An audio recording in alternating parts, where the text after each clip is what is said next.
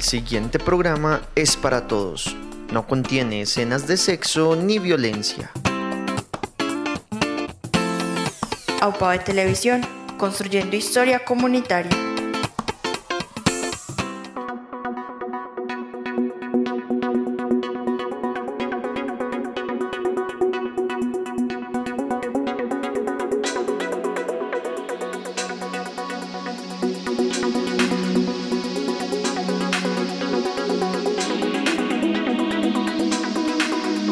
Bienvenidos comunidad betaneña a una nueva emisión de Perlas Saludables, programa que se realiza entre la ESO Hospital San Antonio de Betania y AUPABE Televisión. Hoy tratando justamente un tema del plan de intervenciones colectivas del municipio de Betania. Este es un convenio entre la Administración Municipal Betania Tiene Futuro y la ESO Hospital San Antonio de Betania. Hoy pues voy a presentar yo, han pasado varios presentadores, digámoslo así, el doctor Julián, la enfermera jefe Luisa. Hoy entonces me toca a mí y el invitado, hablando de estos temas tan importantes de salud mental, el psicólogo Juan Bustamante. Juan, bienvenido a otra emisión.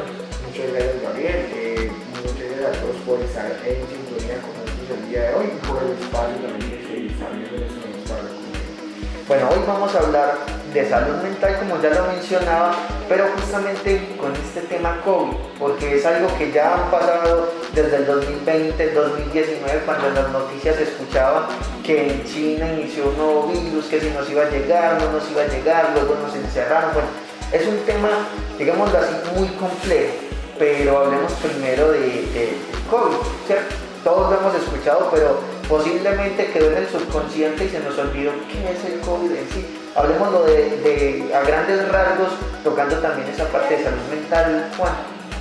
Bueno, digamos que el COVID como tal es un virus, un coronavirus, un SARS-CoV-2, y ese es el que llega y genera una infección, ¿cierto? En la persona a la que se aloja. De ahí empieza a generarse una enfermedad como tal, con una sintomatología que en algunos casos puede llevar a la muerte, ¿cierto? Que en esa situación en la que se empieza a presentar digamos como todo el efecto negativo, la enfermedad y todo esto, pues empiezan a dar unos síntomas también importantes, muy emocionales, ¿cierto? ¿Por qué? Porque digamos que en el proceso de la enfermedad se dan muchas formas de verse. Entonces, ya por ejemplo, en la hospitalización de la persona, cuando se lleva a una hospitalización, él vive todo un proceso emocional importante allí, ¿cierto? El tema de la sedación, cómo se hace, el tema del manejo hospitalario, el tema de la UCI, que es lo que más temor causó entre la comunidad. De hecho, sí, a veces digamos que se habla de tanta desinformación frente al tema que en términos emocionales generan muchos efectos importantes. Algo que es importante como tener en cuenta acá y que se me viene aquí a la mente, y es un ejemplo de un paciente que yo evalué post-COVID, es decir, luego de la enfermedad, luego de todo este proceso y ya en recuperación, digámoslo así. Sí, ya en recuperación, pero de UCI, ¿cierto? Le dieron un alta de UCI. Entonces, cuando hablaba con él, él me decía que una de las situaciones que más le generaba angustia era de pronto como ese desconocimiento. Entonces, por ejemplo, tenía el pensamiento de que lo iban a matar en el área de urgencias, ¿cierto? Entonces, cuando él tenía esos procesos en los que era, digamos, entre comillas, un poco consciente de la situación, empezaba a tener como ese choque, la pérdida del tiempo, se empezaba a perder el tiempo, una distorsión allí, y empezaba siempre a tener como una repulsión y una dificultad para empezar a, digamos, como a ser un paciente mucho más fácil de manejar. ¿Por qué? Porque siempre tenía en su mente que lo iban a matar. ¿Por qué? Por el desconocimiento de lo que se habla, lo que es que en esa clínica, en ese hospital, en tal cosa. Entonces empezamos a generalizar un montón de situaciones en las que ponemos en riesgo a todo el personal que va ingresando. Entonces, por ejemplo, mitos que empiezan a dar, si es, por ejemplo, es que con el COVID ganan más plata, es que a uno siempre lo van a hacer pasar de esta forma, y con todo el desconocimiento que había, que los seres humanos siempre, cuando tenemos una situación de desconocimiento, tendemos se me da la palabra, a magnificar las situaciones que están pasando, ¿cierto? o a tener una reacción mucho más agresiva. Entonces empezamos a generar mitos frente a muchas de las intervenciones que se hacen, que generan mucha angustia. Miren, si podemos mirar esa angustia incluso desde ese punto de vista, vemos cómo hoy todavía hay personas en las que con la parte de la vacunación tienen la idea de que le van a implantar un chip, de que van a haber cosas allí, ¿cierto? Que la vacuna lo que va a hacer es darle la enfermedad y posiblemente la muerte. O sea, todavía siguen pensando y rondando situaciones de desinformación a través de las redes sociales. Por ejemplo, el mito más grande cuando usted dice que ese paciente que usted trató siempre tuvo en la mente, es que yo llego al hospital y allá me van a matar, sabiendo que los hospitales siempre son para salvar vidas. Pero como empezaba a rondar, como van a ganar más plata con los muertos de COVID, entonces ya no es para salvar vidas, sino que es un matadero. Claro, y entonces imagínate la ansiedad que pudo vivir esa persona, la angustia, pues obviamente que después de salir las vidas calmadas, y son procesos que se viven en conciencia, bueno, son muchas situaciones que se viven aquí, pero hay algo que me decía siempre y es esa angustia de la certeza que tenía de que no iba a poder sobrevivir. Ni siquiera por la enfermedad, sino por el trato que iba a recibir. Entonces me contaba que se negaban en algunas ocasiones a recibir los medicamentos. O sea, no. Hasta que encontró en algún momento como una situación de calma que le permitió como empezar a afrontar mucho más la situación que estaba viviendo. Entonces, parte también desde aquí, del desconocimiento, desde lo poco que sabemos muchas veces de la enfermedad, desde los mitos que empezamos a tener, ¿cierto? Entonces, los mitos empiezan a generar también un efecto importante en nosotros. Encontramos que habían personas que hacían unos, digamos, brebajes hasta extraños para poder manejar ese tipo de situaciones cuando se les presentaba. O, en fin, muchas situaciones del orden emocional que estaban relacionadas desde allí, sobre todo esa angustia, esa ansiedad y, por qué no decir, esa tristeza que empezaba a darse desde allí. Entonces, esa es una de las formas, desde la parte del paciente, ¿cierto? De cómo el paciente también vive esa situación.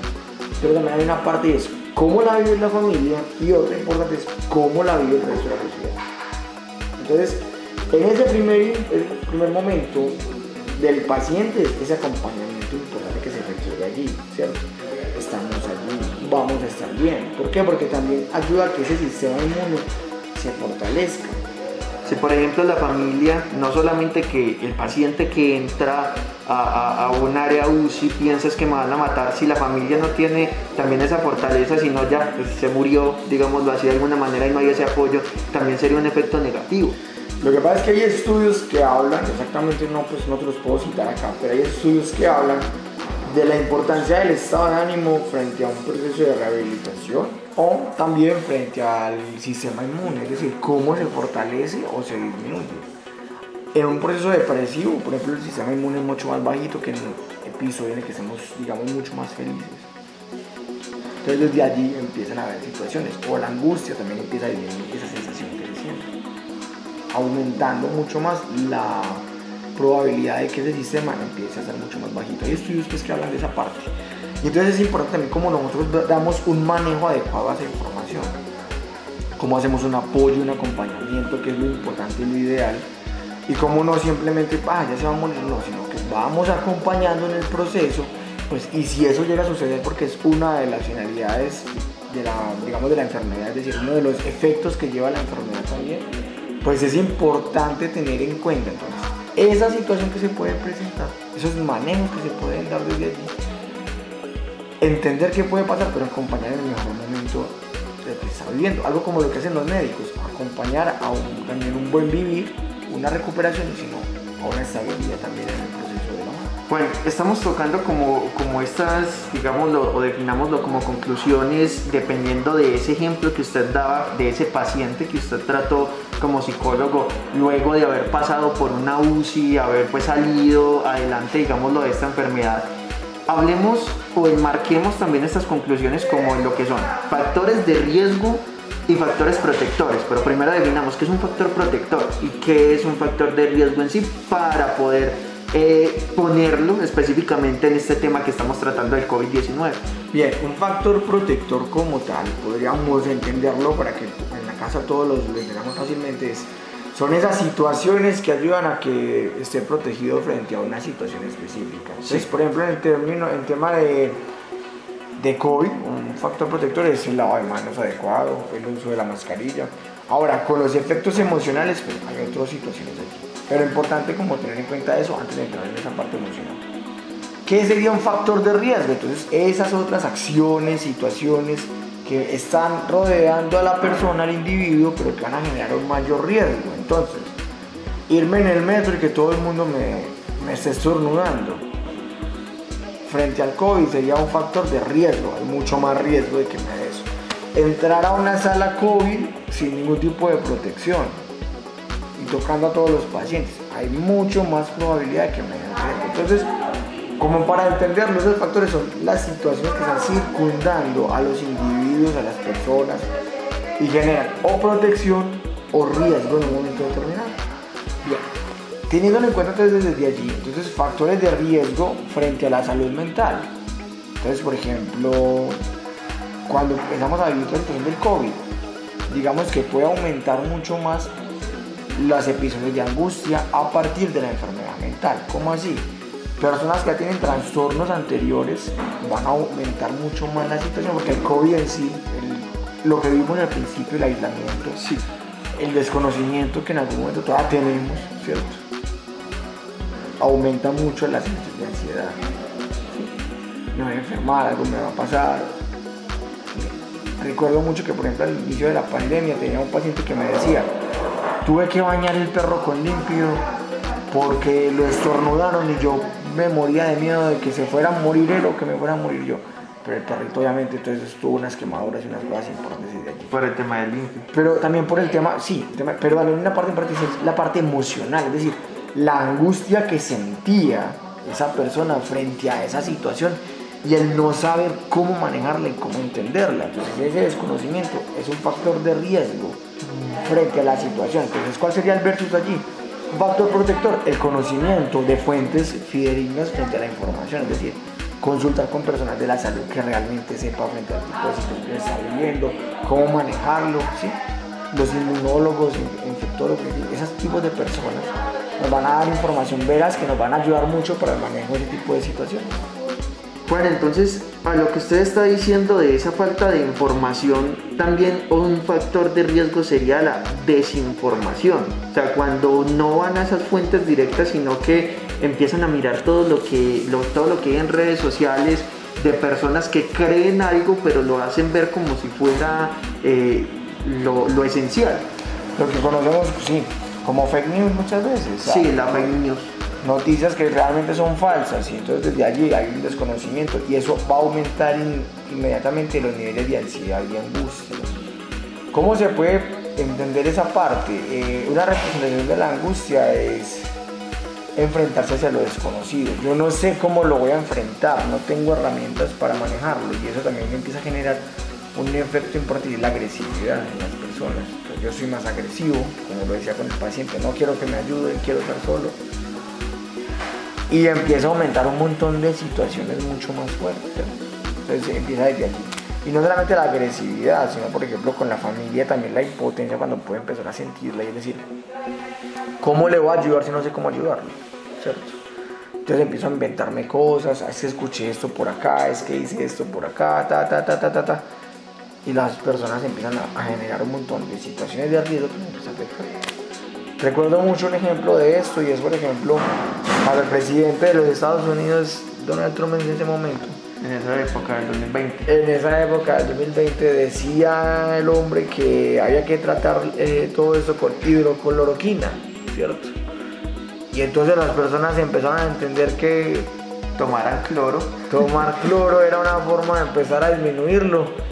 Y hubo varias personas que se intoxicaron por el consumo. Muchas muertes por ese consumo de cloro, por esa intoxicación. Entonces mire hasta dónde nos va generando un efecto importante como ese desconocimiento de la situación. Entonces claro, en una situación de angustia en la que necesito tener cualquier tipo de solución, pues me agarro a la que yo creo que es como la que veo como más viable en un momento determinado.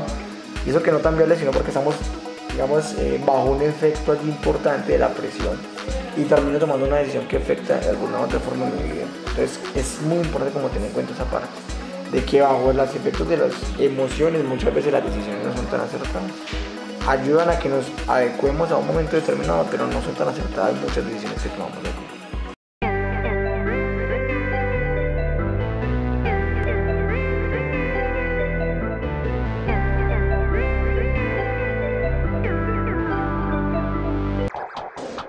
Las empresas públicas municipales de Betania te recuerdan las rutas de recolección selectiva que debes seguir para evitar proliferación de vectores contaminantes y mantener la zona urbana limpia y sana. Lunes y viernes, aprovecha para sacar tus residuos orgánicos. Puedes depositar cáscaras, restos de frutas y verduras, huesos, hojas secas, restos de comida o cualquier material biodegradable. Martes y sábados, estos días debes sacar los residuos inservibles, como por ejemplo ropa vieja, pañales desechables, papel y toallas sanitarias, cerámica, focos y lámparas, material Tetra Pak, envolturas de dulces o icopor. Los jueves saca los residuos reciclables como botas de caucho, plástico que estira, canastas de huevo, botellas de plástico y vidrio, enlatados, plegadizas, juguetes, papel y cartón que estén limpios y secos. Te invitamos a que dispongas tus residuos los días en que está estipulado, así evitas sanciones y contribuyes a cuidar nuestro municipio. Comprometidos con el cambio climático porque Betania piensa verde. Empresas Públicas Municipales de Betania, entregamos calidad de vida.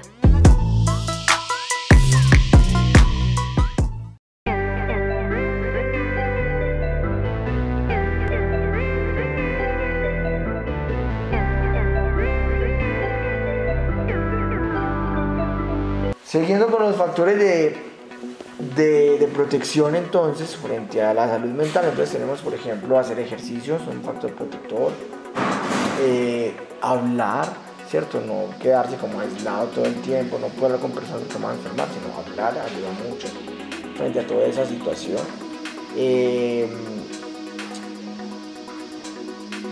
Tratar de hacer actividades en las que el día a día, digamos, yo tengo un horario definido, un para qué hacer las cosas, que lo hablábamos en el programa. Y justamente cuando yo construyo ese deseo y esa sensación de ese para qué hacer las cosas, pues empiezo a mejorar en muchos aspectos de mi vida, porque tengo un sentido para hacer. ¿Listo? Entonces empieza a darse justamente desde allí. Otros factores protectores que podemos encontrar allí sería, por ejemplo, la resiliencia, aunque es compleja de empezar a entenderla. El término resiliencia es más que todo como la capacidad que tengo yo de sobreponerme a una situación específica. El problema es que podemos aumentar, la resiliencia muchas veces hace parte del individuo, ¿cierto? El individuo tiene cierto tipo de resiliencia, no es lo mismo tu resiliencia a la mía. Y no todas las situaciones a las que nos vamos a enfrentar vamos a ser resilientes, ¿sí? Sino es cómo poder salir de allí, empezar a tener como la posibilidad de saber hacia dónde voy caminando, cómo manejarlo y cómo no quedarme allí. Entonces, efectos o formas de manejar las resiliencias, por ejemplo, lo que decíamos, los horarios, las perspectivas, tener un propósito en el día a día, mirar cómo, no sé, leer, hacer algo diferente que ayude a que usted también sea mucho más tranquilo con ese tipo de situaciones. Aumentar el consumo de agua ayuda mucho a disminuir la sensación de ansiedad.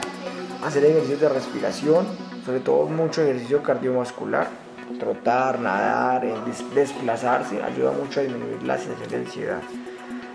Los factores de riesgo, ¿cuáles serían entonces? El consumo de sustancias psicoactivas sería un factor de riesgo importante para tener en cuenta allí. Digamos lo que el encierro que genera más ansiedad a una persona que no es consumidora puede llevarlo a ese consumo. Sí, claro, porque es que se vuelve una situación de ansiedad a la que se quiere escapar, pero también de agresividad. Entonces, como alguna vez hablamos, la agresividad no solamente va hacia los demás, también va hacia nosotros mismos. De hecho, si lo vemos nosotros en el ejercicio de las cifras, ¿cierto? Leer las cifras, nos damos cuenta de que hay un gran número que en la pandemia se disparó y era de violencias intrafamiliares, intentos suicidas, consumo de sustancias psicoactivas. ¿Por qué? Porque era una situación que nos desespera, nos da información falsa en la mayoría de los casos y terminamos afectándonos de una forma, digamos, fuerte en nuestra integridad física y emocional. Entonces mire todo lo que empieza a suceder a partir de ese tipo de situaciones. Medidas extremas que tal vez no eran tan necesarias en un momento determinado porque no se conocía tan bien cómo funcionaba en el virus, y situaciones que se han desprendido desde allí, como lo que hablamos de la vacunación. Entonces miren todo lo que empieza a tejer, todo ese tipo de situaciones que se presentan justamente desde allí. Desde ese mal manejo en algunas ocasiones de la parte de la resiliencia.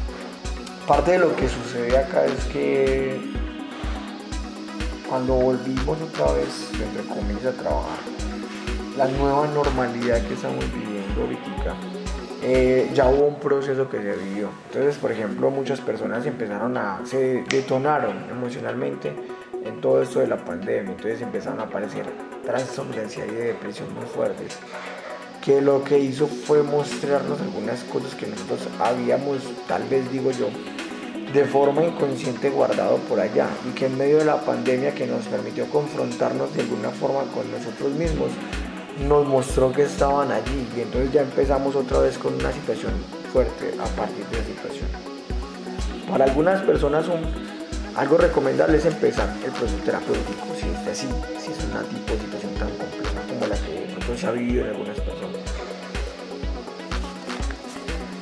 Para otras, el empezar a hablar, empezar a compartir con otros compañeros, amigos, con otras personas, va a ayudarles también en ese proceso y va a ayudarles a disminuir un poquitico la ansiedad, sobre todo la ansiedad social, ese miedo a la reuniones, a todo lo que se empieza a ver, va a empezarse a disminuir, producto también de la desensibilización, es decir, de estar frente a un estímulo, algo que me da angustia, y empiezo ya a disminuir como la situación que vivo.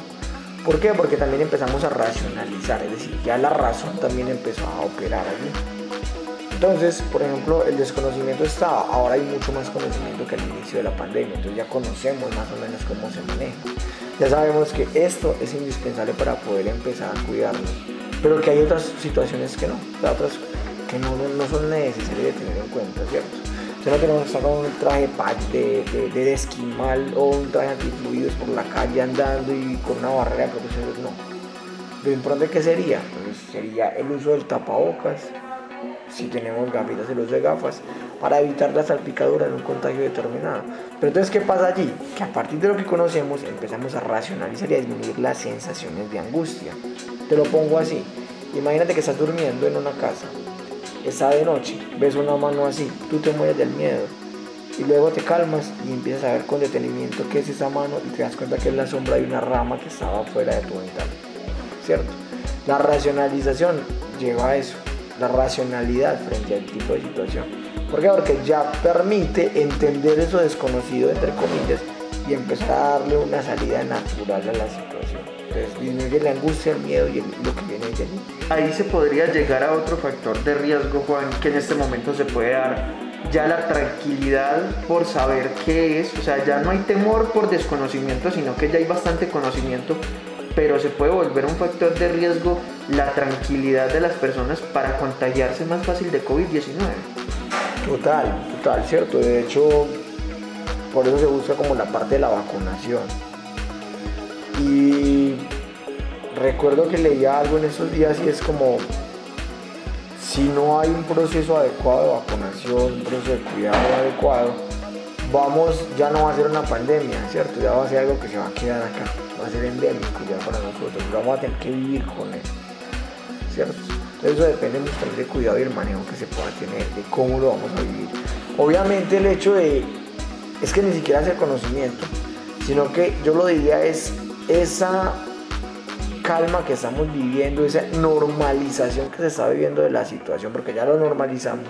Entonces ya es muy común encontrar gente en la calle sin tapabocas, en cualquier lugar, ¿cierto? Entonces son caminando por ahí con un montón de gente sin tapabocas, son en unos negocios súper cerrados con tapabocas, son en cualquier lugar. De hecho, la mayoría de las personas llegan a establecimientos donde se los exigen y le dicen, ¿trajiste el tapabocas? No. Entonces ya hay una situación allí que se va volviendo riesgosa. No tanto por el conocimiento, porque mira, el conocimiento que haría que tengamos que usar el tapabocas. ¿Cómo se vuelve riesgoso? Cuando nosotros normalizamos ese tipo de situaciones y decimos, ya no va a pasar nada, es que ya me vacunaron, es que, ¿cierto? Entonces no nos cuidamos y no tenemos como las precauciones importantes desde allí. Entonces se vuelve un factor mucho más de riesgo frente a la pandemia. Ahora, frente a la parte de la salud mental, pues disminuye mucho la ansiedad, ¿cierto? Si lo vemos desde la parte de salud mental, el hecho de que disminuya la angustia, pues me hace estar mucho más tranquilo y va a evitar esos posibles efectos emocionales que se van a vivir de mí. Entonces yo estoy más estable frente al tipo de situación que se va a presentar. Siguiendo entonces con el tema de los factores protectores y los de riesgo, entonces empezamos a ver que hubo muchas situaciones de violencia que se empezaron a dar, se estallaron muchas situaciones. ¿Por qué? Por el enojo que se daba también, la angustia, el desespero que se vivía, y en algunas ocasiones empezaron a presentarse situaciones de suicidio o de intentos suicidas. De hecho, se aumentaron muchísimo en la pandemia, y en esta pospandemia también se ha visto un incremento importante de esos casos, ¿cierto? A partir de muchas situaciones riesgosas que se dieron, y es por ejemplo las discusiones familiares, la violencia intrafamiliar, las peleas, las separaciones que se aumentaron de una forma importante en el proceso de la pandemia. Entonces, cuando se da todo ese tipo de situaciones, digamos que ahora en esta nueva normalidad empezamos a experimentar también emocionalidades frente a eso, es decir, ya estamos recogiendo algunas situaciones emocionales que se presentaron dentro de la pandemia y lo estamos viviendo. Entonces hay situaciones difíciles de manejar frente a la parte de estrategias de cómo afrontarlo, cómo manejarlo, cómo entender, cómo hacer ese duelo específico de lo que se perdió, de lo que obtuve, hacer un balance de muchas situaciones, porque en esa pandemia se perdieron empleos, se perdieron vidas, se perdieron un montón de situaciones y de cosas que ahorita estamos empezando a vivir. Y entonces es justo lo que decíamos ahorita, son esos procesos de resiliencia que empiezan a estar aquí de una forma que nos empieza a ayudar o no frente a la situación que estamos viviendo, volviéndose un factor protector o un factor de riesgo dependiendo de cómo le estén manejando. Entiendo, Juan. Ahí en esa parte, digamos lo que uno de los factores protectores es, o pues uno de los factores que se puede generar para proteger a las personas en este tema de salud mental sería generar espacios de conversación. Sí, el tema de la conversación es muy importante, la escucha, el poner esos espacios como a disposición es muy importante. Ya estoy escuchando, estoy entendiendo. Pero hay que, digamos, lo que habría que hacerle a las personas que nos están viendo, que cuando hablamos de esos espacios de diálogo, de conversación, no es que nos vamos a sentar y vamos a hablar qué es el COVID, vamos a hablar cómo podemos cuidarnos, no, es generar esos espacios de escucha, como usted lo dice, para que la persona se desahogue de cualquier situación, porque hablamos de salud mental en general. Yo diría que son terapéuticos de alguna forma, ¿cierto? Llegar hasta el proceso más allá. Porque, por ejemplo, muchas veces también caemos en algo, y creo que me voy a tomar el espacito aquí, y es que creemos que es donde el psicólogo es ir y descargar un montón de cosas y ya, con eso ya tuvo, ¿cierto? No, es mucho más profundo que eso, es un proceso que se hace terapéutico para que usted, además de descargar, empiece a sentirse más tranquilo y empiece a manejar ese tipo de situaciones que está a vivir, ¿cierto? Sin embargo, la escucha es importante, el entender ese tipo de cosas. Yo lo explicaba en un taller en algún momento, y es ¿por qué repetimos nosotros las mismas cosas? ¿Por qué si vivimos una ruptura la repetimos y la repetimos a nuestro mejor amigo o amiga esa misma situación y se la contamos de 20.000 formas diferentes? Porque es la forma en la que nos contamos algo que para nosotros es increíble, ¿cierto? Entonces es como nosotros empezamos a caer en cuenta de que eso pasó, porque es tan complejo a veces que no lo entendemos. Entonces, por ejemplo, ahí están las pérdidas de empleo, las muertes, los cambios que sufrimos en nuestra vida. El hecho de tener esa mascarilla hoy acá en un programa de televisión, cuando hace 4 años esto era impensable, ¿cierto? Yo lo usaría en un momento de urgencias, en un momento determinado, pero acá sería impensable, ¿cierto? Entonces es como nosotros empezamos a tener esos pequeños duelos y cómo los empezamos a manejar, porque tampoco los hemos manejado de una forma adecuada. Esa parte emocional ha sido difícil en nosotros. Cómo manejar esas emociones ha sido complejo, y sobre todo cómo empezar a enfrentar esas pérdidas que tuvimos es donde yo diría que radica una gran parte de la situación de riesgo o de protección que se puede presentar frente a la pandemia en cuanto a la parte de la salud mental. Con todo lo que hemos hablado en el transcurso de este programa, pues ya llegamos entonces al final de esta emisión de Perlas Saludables. Es justamente darle a entender a las personas que en la salud mental, que se vio tan comprometida en el tema de los encierros, aún ahora todavía se sigue viendo comprometida en el diario vivir, ya que estamos regresando a una normalidad entre comillas, ¿cierto? Ya usted lo decía, es ir al trabajo, tener el tapabocas, mirar como esa ansiedad que me causa estar en espacios grandes o en espacios pequeños con muchas personas y sentir que me voy a enfermar, ¿cierto? Claro que sí. Entonces, como manera de conclusión, sería como como dar énfasis en esos factores tanto de protección como de riesgo en este tema de salud mental con el COVID-19 actualmente, porque todavía no hemos pasado, y usted lo mencionaba, y es muy importante dar esa aclaración. Ya tenemos, digámoslo así, que vivir con este virus, porque no hay una cura, pero la mejor opción es la vacuna, ¿cierto? Yo diría que la vacuna es una forma importante como para tenerla en cuenta y es la claridad para el manejo de la situación, ¿cierto? Y una posible cura en un momento determinado, o sea, una forma de prevención frente a eso, ¿cierto? Una vez como teniendo en cuenta eso, dentro de esos factores protectores, como para cerrar, sería el deporte, lo que podemos hacer en el día a día, un horario, un sentido de vida, eso no solamente como para la parte del COVID, sino en términos de salud mental en general, tener propósitos, alguna cosa que yo quiera hacer, listo, tener una red de apoyo es importante, tener amigos con quien hablar, familia con quien hablar, es muy muy importante. Dentro de los factores de riesgo, así en forma general, que podemos nombrar es, por ejemplo, las secuelas que vivimos ahorita, ¿cierto? Como todo lo que cambió, la nueva normalidad. La enfermedad mental es un factor de riesgo importante, ¿cierto? Porque la enfermedad mental puede exacerbarse mucho más en la situación de detención. El mal manejo de las emociones y los afrontamientos, y sobre todo esos espacios de introversión en los que no comparto con los demás se vuelven un factor muy riesgoso a la hora de manejar la parte de salud mental. Muy bien, Juan, muchísimas gracias entonces por hablar justamente este tema de prevención de la salud mental frente al COVID-19. Llamémoslo pues de alguna manera como para enmarcar lo que hablamos en el transcurso de este programa. Juan, muchísimas gracias. A ti, Gabriel, y a todos los televidentes por estar en sintonía con nosotros.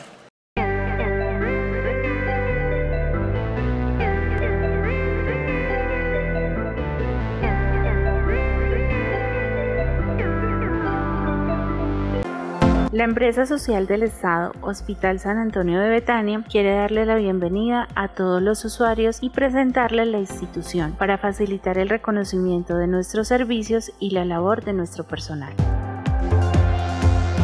En el área administrativa encontramos al gerente. Él realiza actividades de dirección, administración y gestión en la ESE para garantizar la prestación de servicios integrales en un primer nivel de atención. Contamos con un subdirector administrativo, quien es el encargado de coordinar las actividades administrativas y financieras, así como la gestión del talento humano. Ellos cuentan con el apoyo de auxiliares administrativas para fortalecer los procesos administrativos de la ESE Hospital San Antonio de Betania.